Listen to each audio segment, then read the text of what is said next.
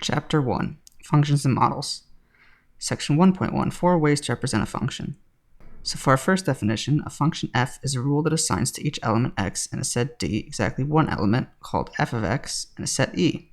Set D is called the domain of the function. The number f of x is the value of f at x. The set of all possible values of f as x ranges throughout the domain is called the range. And then symbols that represent numbers in the domain we call independent variables, and symbols that represent numbers in the range we call dependent variables. For our next definition, if f is a function with domain D, then its graph is a set of ordered pairs. With this interesting notation over here, we read this as x f of x, and then this little bar means such that. And then this epsilon sign means in. So we read this as a set of ordered pairs x, fx, such that x is in D. Let's do an example.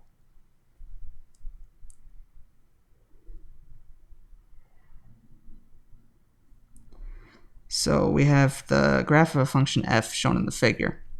We want to find the values of f of 1 and f of 5. To find the value of f of 1, we look at the graph and we see that the x value 1 matches up with the y value of 3. That's where the green graph touches the y value. So we have f of 1 is 3. And similarly, we look for the x value of 5. 1, 2, 3, 4, 5. And then we see it's pretty close to -1, but not quite, maybe like -0.7. So we could say f of 5 is approximately -0.7. And because it wasn't exact like the f of 1, I use a little wavy equal sign for approximately. Let's look for the domain and range of f now. Domain is all of the possible x values, and this function does not have any x values below 0 or any x values above 7. So the domain is just all of the x values.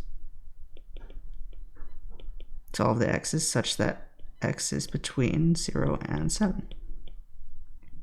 We can also write that using interval notation as 0, 7 with closed brackets. For the range, we see that it never dips below -2, and the y value never goes above 4. So the range is all of the y values such that y is between -2 and 4. Which we can write as -2, 4. Let's do another example.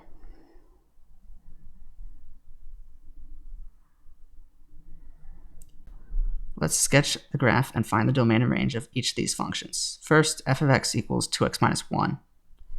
Let's try drawing some axes.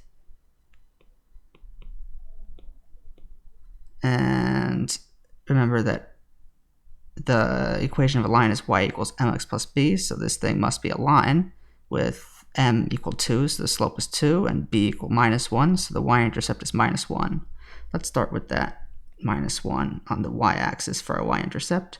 Our line should go up 2 over 1, so it should look something like this. And then we can see that if we want to know where it hits the x-axis, that'll be when y is 0 over here. So let's try plugging in 0. That would be 0 equals 2x minus 1. So 1 equals 2x. So half equals x. So this must be at a half. Little mental math. And let's look for our domain. The way that I drew it, it looks like x cuts off over here. But that's not actually true. It goes on forever. I could keep drawing this if I wanted to, in both directions. So the domain is every single possible real number, and we can write that using a fancy Blackboard boldface R. For the domain is any kind of real number you'd like.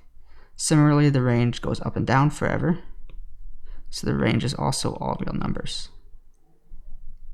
Let's look at g of x equals x squared now. Draw some axes again. We should note that this looks like a parabola, but if we don't, we could always plug in values. Like if you plug in 0, square it, we still get 0, so 0, 0 is a point. If we plug in 1 and square it, we get 1, so 1, 1 is a point. If we plug in -1 and square it, we still get 1, so that's a point.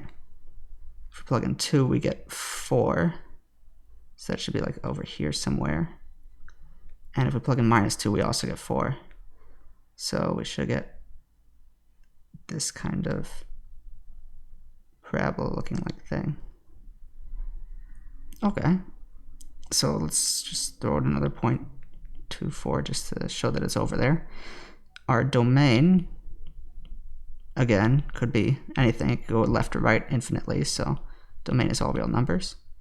Our range, on the other hand, can go up infinitely, but cannot go down past this 0 right over here, so the range is only the y values that are greater than or equal to 0. So it's all of the y's such that y is greater than or equal to 0. We can also write that as all of the numbers greater than 0 using interval notation. We put a parentheses instead of a closed bracket next to infinity because we don't want to say it actually equals infinity because it doesn't really make sense right now. Let's do another example.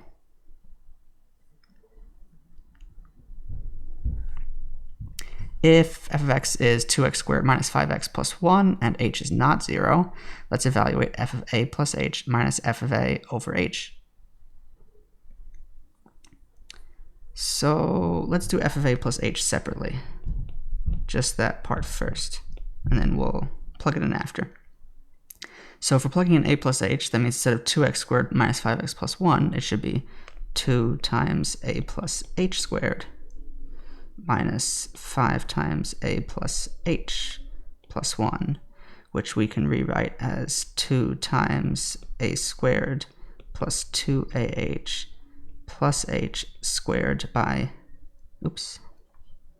no square, we use up the square to expand this thing, minus 5 times a plus h plus 1, and that equals 2 times a squared plus 4ah plus 2h squared minus 5a minus 5h plus 1 after we distribute. So now let's plug in f of a plus h minus f of a over h must equal this thing that we just evaluated. So 2a squared plus 4ah plus 2h squared minus 5a minus 5h plus 1 minus 2a squared minus 5a plus 1 all over h.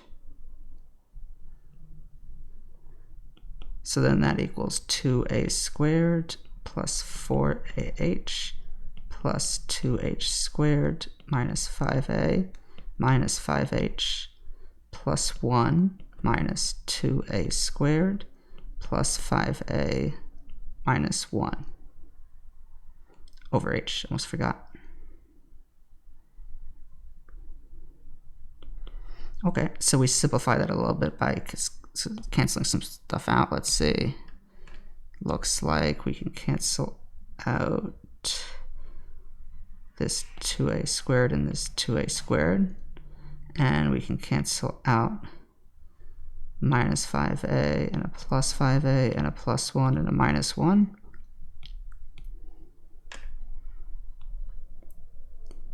So we get 4ah plus 2h squared minus 5h over h, which we can simplify because we can divide by h because h is not 0. So we get 4a plus 2h minus 5. Let's keep going.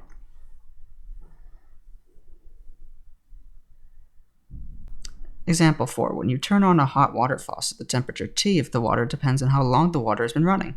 Draw a rough graph of T as a function of the time T that has elapsed since the faucet was turned on. So when we first turn on the faucet, the water that's coming out will be room temperature because it's coming out from the water that's been sitting in the pipe. then we use up that water and we actually get fresh water from the boiler, which will be hot, so the temperature will rise. But eventually we'll run out of water in the boiler and we'll get the coldest water of all, which is the farthest water away from us, so the temperature will be really low. So let's draw this based on that, assessment. We can graph time versus temperature. And like I said, we'll start at room temperature and go up. And then we'll hit some peak. And then we'll start going down. Alright, rough graph. Let's do a more concrete example. A rectangular storage container with an open top has a volume of 10 cubic meters. The length of its base is twice its width. Material for the base costs $10 per square meter. Material for the sides costs $6 per square meter. Let's express the cost of materials as a function of the width of the base. Alright, before anything else, we should probably try drawing this thing. You could probably do a much better job than I can. Let's see if I can even make something halfway resembling a box.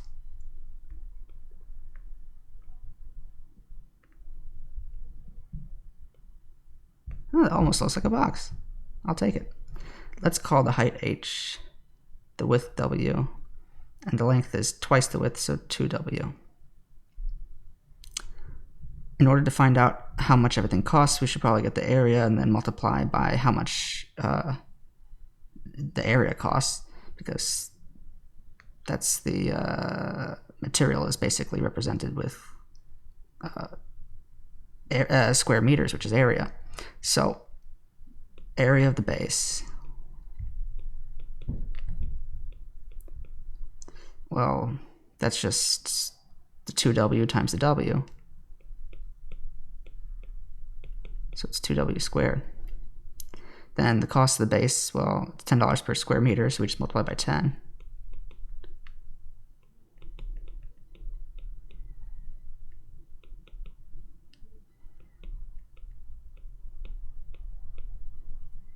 Let's get the area of the sides now.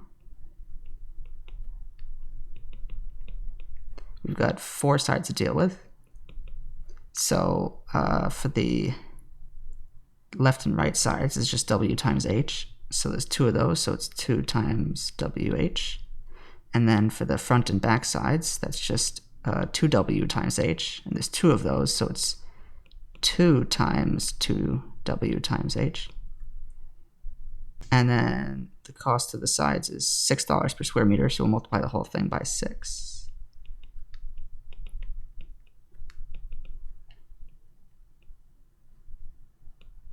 So 6 times 2 times wh plus 2 times 2wh. I think we can write a cost function now, because we can write C as our total cost is equal to the first thing that we calculated, 10 times 2w squared, first cost, plus the cost of the sides, 6 times 2wh squared. Oops, no square. What am I doing? 2wh plus 2 times 2wh, which is equal, when we simplify it, to 20w squared plus 36wh. Okay, only issue is that we wanted the cost of materials as a function of the width, and we have an h in there, so we need to eliminate that somehow, but we have a little bit of information we haven't used yet. We know that the volume is 10 cubic meters. So let's use that. We have volume as length times width times height, so that's w times 2w times h, and that's going to be 10. So we can divide by w times 2w, because w can't be 0, otherwise we don't have a box. So h is 10 over 2w squared, which simplifies to 5 over w squared. So that means we can rewrite C now and replace h with what we calculated h to be. So C is 20w squared plus 36w times 5 over w squared. Instead of times h. So that simplifies to 20w squared plus 180 over w. So as a function, its c of w is 20w squared plus 180 over w, assuming that w is positive. Let's move on. Let's find the domain of each of these functions. First, f of x is square root of x plus 2. So we know that we can't take the square root of a negative number, so the inside of this thing must be positive. So that means that x plus 2 must be greater than or equal to 0. I should say non-negative. So, because it could be 0. So we move the 2 to the other side by making it negative, so we get x is greater than or equal to -2. So that's our domain. Because there's nothing else stopping us other than negative numbers. So our domain is -2 to infinity. Or all of the numbers that are greater than or equal to -2 for x. Okay, let's look at the domain for g of x. Well, for g of x, we should probably do something to the denominator first to see where it's 0, because we're not allowed to divide by 0. So let's see if we can factor it.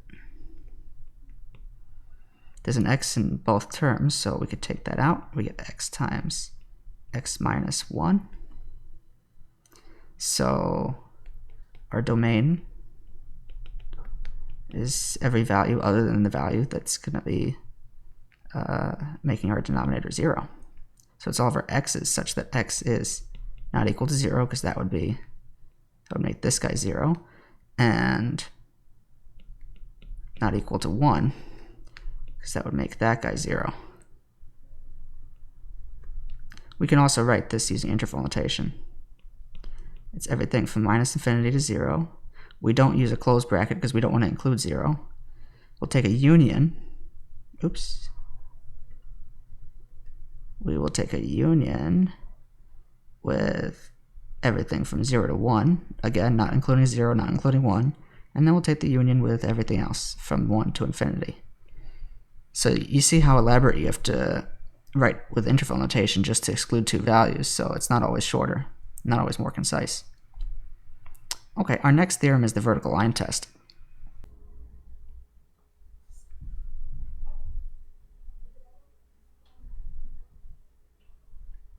So the vertical line test is a way for us to test if a curve in the xy plane is the graph of a function.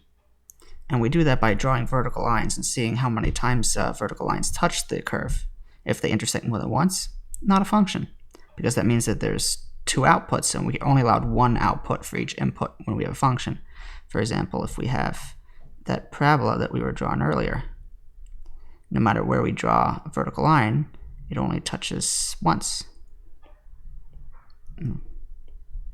Whereas if I were to draw, let's say, a circle, then almost no matter where I draw a line, I would hit it twice on the top and the bottom.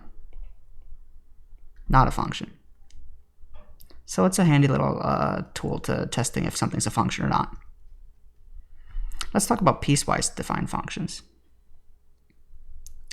So these are functions that are defined by different formulas in different parts of the domains.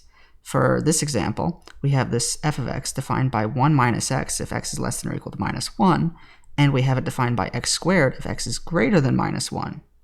So there's 2 different pieces. So let's evaluate f of minus 2. First we have to figure out what piece f of minus 2 falls under. So minus 2, I know, is less than or equal to minus 1. So that implies that f of minus 2 is going to use the top rule, which says 1 minus x, which is minus 2, so that will be 3. Similarly, minus 1 is also less than or equal to minus 1, so that means that f of minus 1 also uses the top rule, so that's 1 minus minus 1, so that's 2. 0, on the other hand, is greater than minus 1, so it uses the second rule for the function. So f of 0 would be 0 squared, because it's x squared for anything greater than minus 1. So that's just 0. if we want to draw this, let's go a little farther. So this is y, x. Let's look at 1 minus x first. It has it's a linear function with slope -1 and y-intercept 1. So it starts at 1, but that would only be if it actually was defined at x equals 0, when it's not. It's only defined for x values less than or equal to -1. So instead of going down 1 over 1, I'm going to go left 1, up 1, and keep going back that way. And then this is at -1. And it's supposed to be a straight line, so maybe if you cross your eyes. For the other part, let's do a parabola, f of x equals x squared. Let's have anything greater than -1. It's going to be the same parabola we drew before. However, I have to stop at -1. And I'll draw an open circle to show that I'm not going to let it equal the parabola at -1.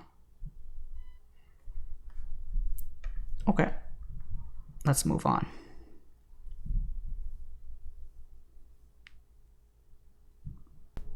For our next definition, the absolute value of a number a is denoted by this thing with bars to the left and right. And it is read absolute value a. It's the distance from a to 0 on the number line. Because it's distance, it always has to be positive. So if the number is already greater than or equal to 0, then we don't have to change it. We can just let it be the same. But if the number is negative, then we have to add another negative so that it'll cancel and become positive. And that way, it's always positive and it measures distance. So let's sketch the graph of the absolute value function f of x equals absolute value of x. Well, by definition, absolute value of x is just x if x is greater than or equal to 0, and minus x if x is less than 0. So that means it's two different linear functions put together. So let's do the first one. That's just y equals x, so it's a straight line that goes up 1 over 1. And then the other one is, for all the negative values, it's a line that's going down. Normally we would draw it like that, but it's not defined over there for positive values. It's only defined backwards, so we have to stop when we get to 0. Okay, let's do the next example.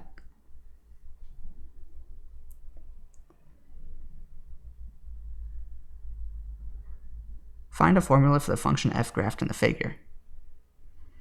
Well, for the first part, it looks like a line from 0 to 1, and it looks like that line goes up 1 over 1, and it starts at 0. So a line that starts at 0 and goes up 1 over 1 is just f of x equal to x, right? And that only applies, though, for the x values between 0 and 1, because then it switches and it goes down. When it goes down, it looks like it's f of x equals minus x. However, it didn't start at 0 for the y-intercept, so we have to figure out what the y-intercept is. To do that, how about we use a point-slope form? So y minus y1, let's plug in 0.0, comma 2. So y minus 0 equals our slope, we said, is going down 1 over 1, so that's minus 1. And then x minus x1, so x minus 2. Because you can see that if we were to continue this thing going back, it should hit over there at 0, comma 2. Okay, so we can simplify that. Get y equals 2 minus x. So that means that we have a second rule for f of x, provided that x is between 1 and 2. Alright, for our last rule, notice that it's just 0 the entire rest of the way. So we don't really have to worry about that too much. I think we can write out the entire rule now. It's x if x is between 0 and 1. It's 2 minus x if x is between 1 and 2, and it's 0 if x is bigger than 2. Let's move on.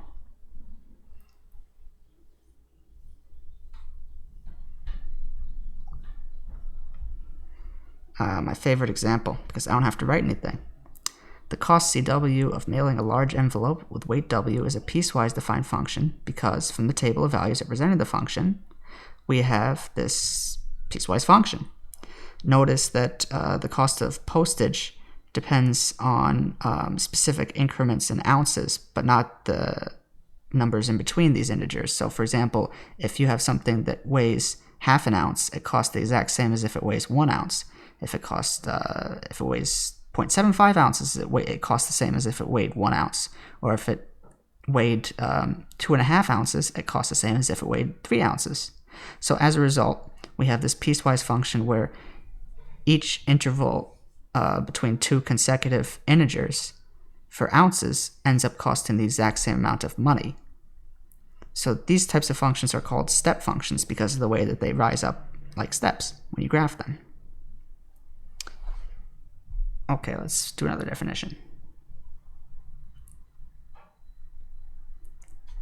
If a function f satisfies f of minus x equals f of x for every number x in its domain, then f is called an even function. So in other words, if we can plug in any negative number and get the same thing as if we plugged in the positive version of that number, then the function's even. So for example, the function f of x equals x squared is even because when you plug in negative x and you square it, the negative cancels and you're left with x squared, which is exactly what you started with. So that actually looks like this, the parabola that we already know and love. And you can see that it's symmetrical around the y-axis, left and right symmetrical, or it would be if, I could actually draw. So whenever a function is left and right symmetrical like that, or whenever a function is even, it's left and right symmetrical. Okay, let's take a look at our next definition for odd functions. That's when f of minus x equals minus f of x. So it's almost the same, but there's a minus. And then we call it an odd function. F of x equals x cubed is odd because if you plug in minus x, the minus does not cancel because minus times minus times minus is still a minus. So it ends up being almost exactly the same as it was before, but then there's that extra negative in front of the f of x in the end. If we graph that, it should look something like this. And then you can see it's not left and right symmetrical anymore, but it is symmetrical around the origin. So when functions are symmetrical around the origin, well, when functions are odd, they're symmetrical around the origin. Let's do some examples.